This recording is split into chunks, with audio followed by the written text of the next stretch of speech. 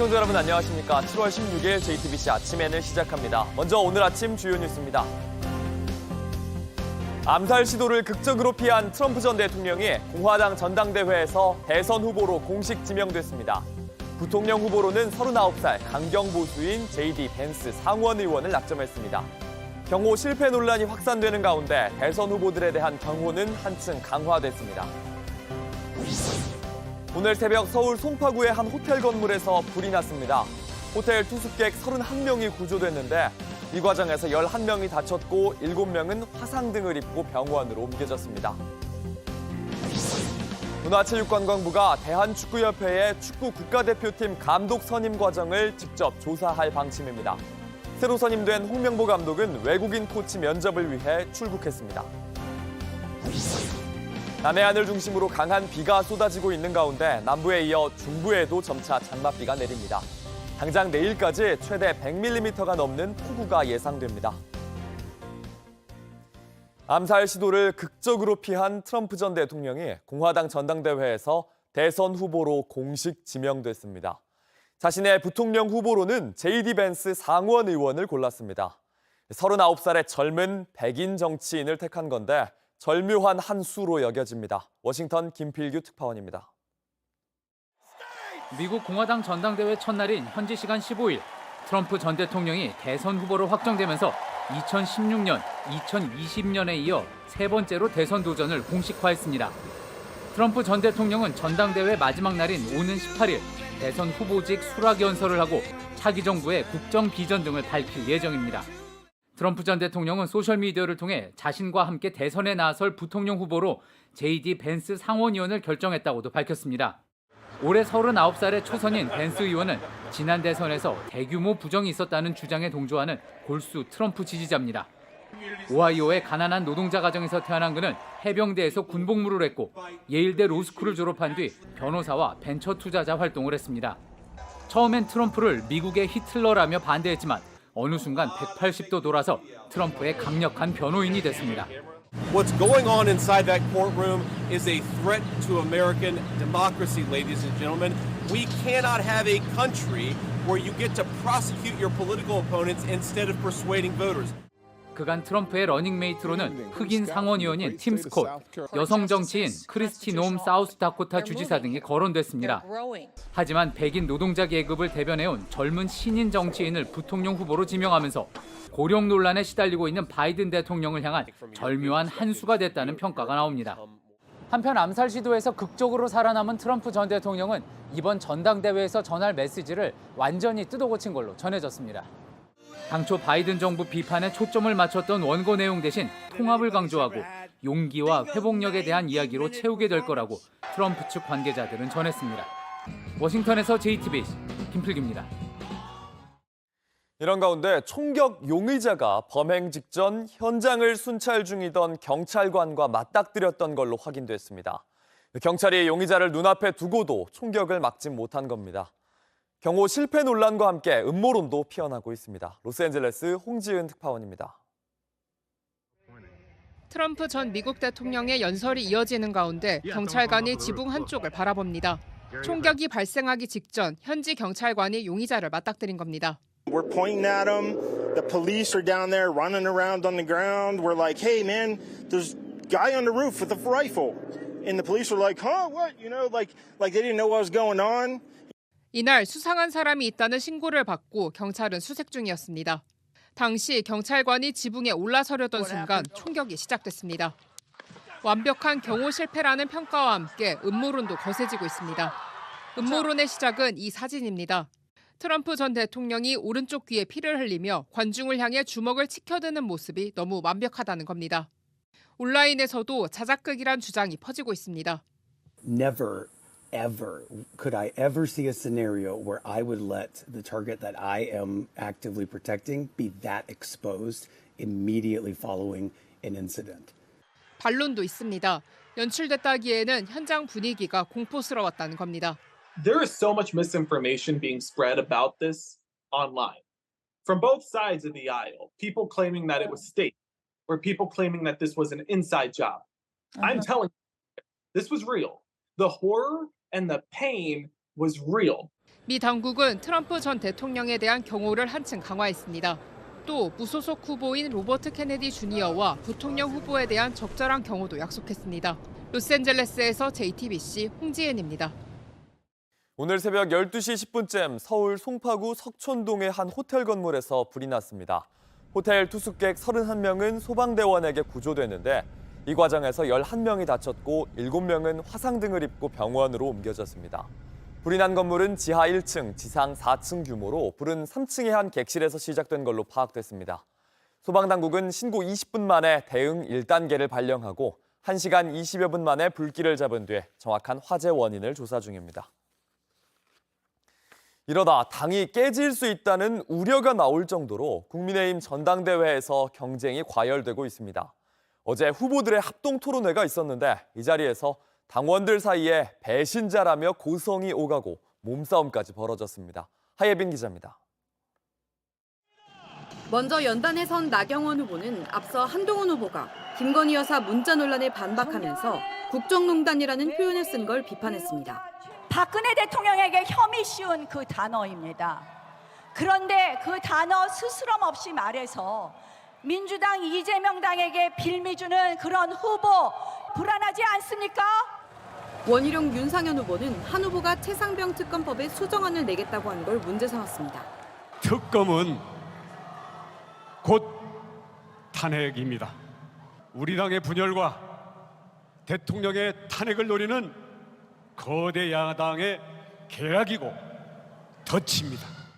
당원분들은 그게 앞으로 대통령 탄핵의 빌미가 될 수도 있다. 또 당정관계의 내관이 될 수 있다. 한 후보 차례가 되자 관중석에선 야유와 지지의 함성이 엇갈려 나왔습니다.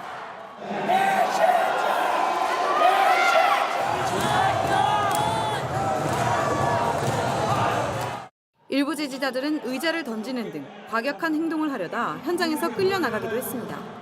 저에게 배신자라고 외치는 것은 좋습니다. 그렇지만 다른 분의 의견을 묵살하지 말아 주십시오. 다른 분에게 폭행을 하진 말아 주십시오. 한 후보가 법무부 장관 시절 이른바 댓글팀을 운영했다는 의혹을 두고도 공방이 벌어졌습니다. 그간 사실무근이라는 것 외에 별다른 입장을 내지 않았던 한 후보는 자발적인 지지자들이 댓글 단 게 잘못이냐며 의혹을 거듭 부인했습니다. JTBC 하혜빈입니다. 유명 유튜버 쯔양을 협박한 의혹을 받는 이른바 사이버 레카 유튜버들에 대해서 유튜브가 돈을 벌 수 없도록 수익 창출을 막았습니다. 쯔양이 고소한 유튜버 중 한 명은 검찰에 자진 출석해 협박한 적 없다고 주장했습니다. 이지혜 기자입니다. 유튜버 카라큘라와 전국진, 구제혁이 운영하는 유튜브 사이트입니다. 전 남자친구에게 폭행당한 쯔양을 협박해 돈을 뜯어낸 의혹을 받는 이른바 사이버 레카 채널로 지목됐습니다. 구독자가 카라큘라는 100만, 전국진은 22만, 구제혁은 12만 명이 넘는 유명 채널들인데 유튜브 측이 이들에게 칼을 빼들었습니다. 유튜브 측은 플랫폼 밖에서 커뮤니티에 해가 되는 행동으로 크리에이터의 책임에 관한 정책을 위반했다며 유튜브 파트너 프로그램 참여를 정지하고 수익을 올릴 수 없게 했다고 밝혔습니다. 유튜버들은 유튜버의 파트너 프로그램으로 영상 광고 등을 게재해 수익을 내는데 이 길이 막힌 겁니다. 피해를 호소하는 쯔양도 어제 커뮤니티에 이들 3명과 익명의 협박자를 고소하겠다는 내용의 입장문을 올렸습니다. 철저히 의뢰 입장에서 받은 교묘한 방식의 협박 때문에 비위를 맞출 수밖에 없었다고 했습니다. 협박을 당해서 돈을 준 적이 있습니다. 그래서 한 2억 넘는 돈을. 쯔양에게 5,500만 원을 받아낸 걸로 알려진 유튜버 구제혁은 어제 검찰에 자진 출석해 정당한 용역 계약이라고 주장했습니다. 저는 쯔양님에게 공갈 협박을 한 사실이 없습니다. 리스크 관리를 대한 용역을 부탁한 것은 쯔양님 측이었고. 수원지검에 사건을 배당한 검찰은 사이버 레카에 대해 엄정하게 수사하겠다고 밝혔습니다. JTBC 이지혜입니다. 정부가 축구 국가대표팀 선임 과정을 직접 조사할 걸로 보입니다. 축구협회의 결정을 감사를 통해 들여다보겠다는 겁니다. 이런 가운데 홍명보 감독은 외국인 코치를 찾기 위해 유럽으로 출국했습니다. 인생의 마지막 도전을 응원해달라고 했고 이영표, 박지성 등 여러 축구인들의 쓴소리에 대해선 의견을 존중한다고 답했습니다. 조민중 기자입니다. 홍명보 감독은 기자회견 대신 유럽 출장에 나섰습니다. 함께 일할 외국인 코치를 찾기 위해서입니다.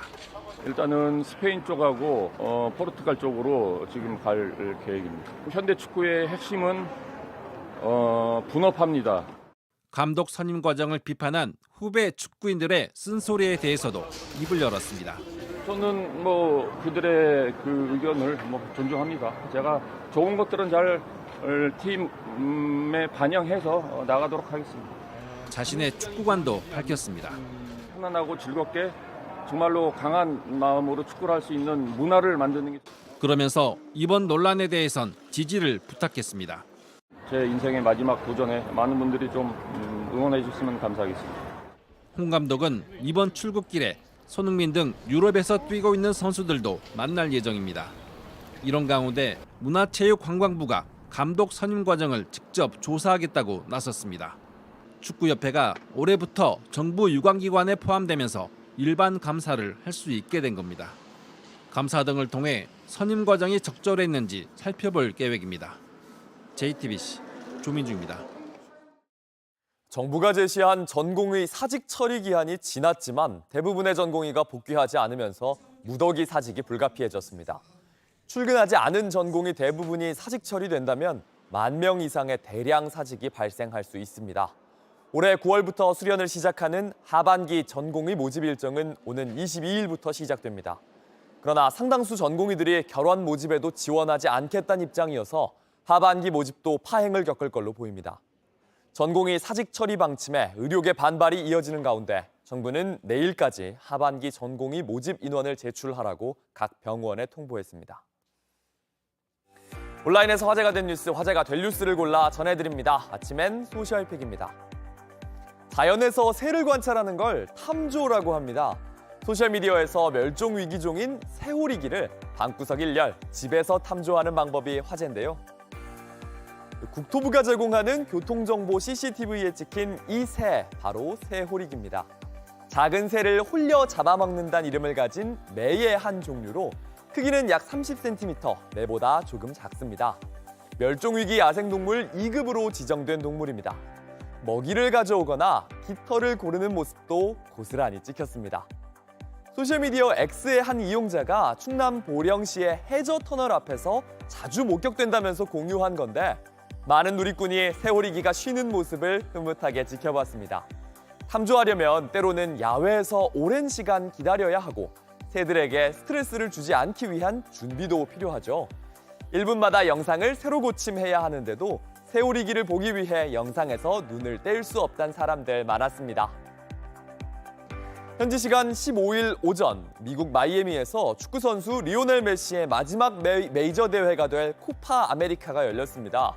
경기는 아르헨티나의 승리로 끝났지만 시작 전 관중들의 돌발 행동이 큰 사고를 부를 뻔했습니다. What is going on here? People are getting into the Copa America through the ventilation system. 아르헨티나와 콜롬비아의 경기를 보기 위해 결승전 몇 시간 전부터 팬들이 몰려들었습니다. 결국 안전 펜스가 무너지고 사람들이 이렇게 쏟아지면서 경기장 밖은 아수라장이 됐습니다. 아이들은 비명을 지르고 주저앉은 사람도 보입니다. 울타리를 올라타 들어가려는 사람들의 모습도 곳곳에서 발견됐습니다. 경기장은 사고를 막기 위해 잠깐 입구를 모두 개방한 뒤에 폐쇄했습니다. 티켓 없이 경기장에 입장한 사람은 7,000명이 넘는 걸로 알려졌습니다. 경기는 결국 1시간 넘게 지연됐고 혼란 속에서 일부 팬들은 티켓을 갖고도 들어가지 못했습니다. 경기장 측은 실망스럽다면서 불법을 파악하고 사건이 재발하지 않도록 경찰과 협력하겠다는 입장을 냈습니다. 유튜버 침착맨이 축구 국가대표팀 홍명보 감독의 선임을 놓고 한 발언이 논란이 됐습니다. 침착맨은 발언에 대해서 사과했습니다. 홍명보 감독이 싫은 거잖아. 그러니까 못하니까 그냥 단도직입적으로 홍명보 감독 옛날에 못해가지고 그냥 싫어. 그렇죠? 어제 개인 방송에서 이 사안에 대해 잘 모른다고 전제한 뒤에 나온 발언이었지만 축구협회에 대한 비판을 이해하지 못했다는 의견이 이어졌습니다. 절차는 난 중요하지 않다고 봐. 왜냐하면은 펩 과르디올라를 데리고 왔어. 그냥 얘기도 안 하고. 그럼 불만 없을 거란 말이지. 전력강화위원회 등이 감독 선임 과정에 문제를 제기했고 소통이 부재했다는 축구계 안팎의 지적이 있었기 때문입니다. 유튜브와 온라인 커뮤니티 등에서 발언이 경솔했다는 비판이 쏟아지자 침착맨은 방송을 통해 사과했습니다. 그 전에 이제 절차나 이런 것들이 누적되어 온 이제 히스토리가 있는데 그거에 대해서 제가 그런 말투나 표현 같은 것들이 그런 건 되게 무시하고 마치 홍명보 감독만 싫어하는 그런 어떤 무지성의 팬들처럼 만든 그 표현이나 이런 것들 좀 더 조심하도록 하겠습니다. 죄송합니다.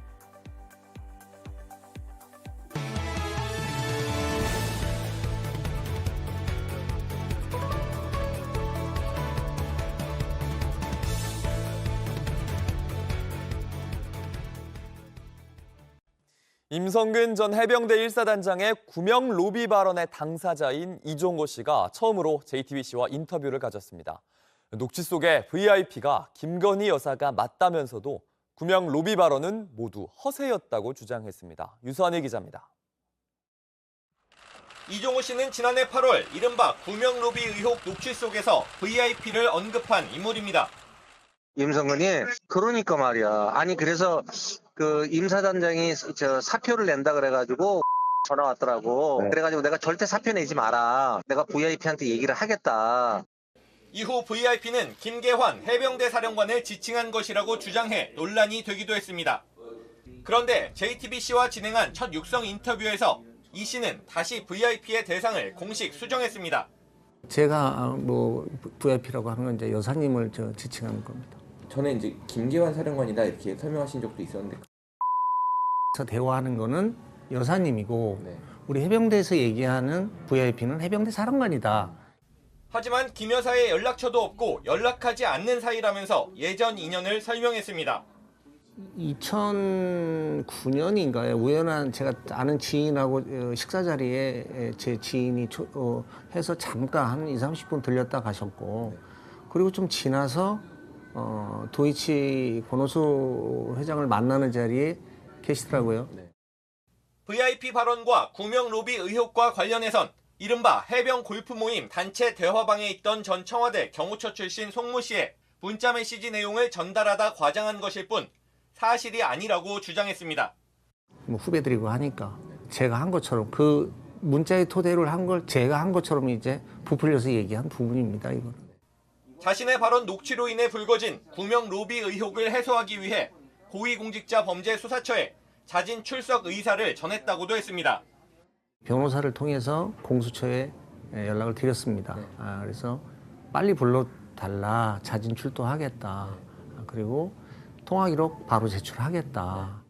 하지만 공익신고자는 이 씨가 평소 김 여사와 친분에 대해 말해왔고 김 여사를 보좌하는 사람 혹은 수행원에 대한 얘기도 했다면서 이 씨가 VIP 발언을 한 것에 대해 제대로 설명해야 한다고 말했습니다. JTBC 유선입니다. 음주운전을 하다 사고를 내면 일단 도망쳐서 시간을 벌려는 트로트 가수 김호중 씨의 이름을 딴 이른바 김호중 수법이 늘어나는 중입니다. 3m 고가도로에서 추락하는 사고를 내고도 그대로 도망친 운전자도 있었습니다. 구석찬 기자입니다. 깊은 밤 오토바이 뒤 차량이 상향등을 켜면서 시비가 붙습니다. 왜 그러는데요? 네? 왜 그러냐고요? 차량 운전자에게 술 냄새가 났습니다. 술 먹었네?